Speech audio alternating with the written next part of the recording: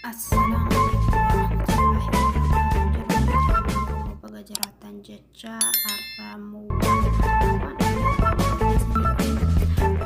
channel akkuutiif maatii taatan galatooma warramoo maatii naaf hin ta'in like subscribe tuqxanii akka maatii naa taatan isiniin jedha.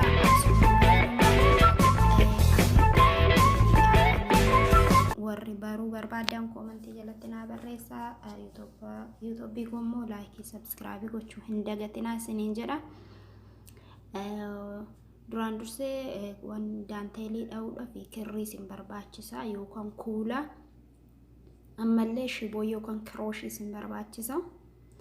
kirooshii ana balaman bitadhee siyo feetan tokko illee bitachuu hin dandeessanii.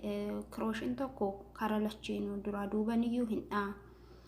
yoo kara tokkoon qallaa ta'e isa lammata bitachuu isin hin barbaachisu qallaa fi furdaa ta'e. garuu moo kara lachiinuu yoo bifuma tokko ta'e tokko furdaa tokko qallaa isin barbaachisa jechuudha kirrii ol keessaa fudhachuuf. Enna bakka kirrii furdiftanii dha'uu jira, bakka itti qallisanii dha'uu jira. bakka itti qallisan sanitti kirooshii funyaan furdaa qabu namaan fuudhu. saniifuu kirooshii lama osoo bitattanii bareeda.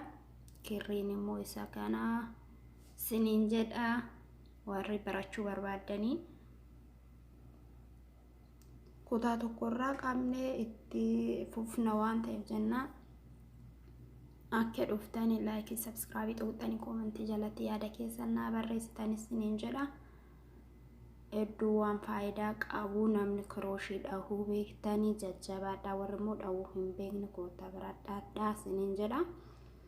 anoo kirooshiin isa kana tokko funyaan kun furdaadha. funyaan isaa dura duubaniyyuu tokkuma. inni kun immoo qallaadha.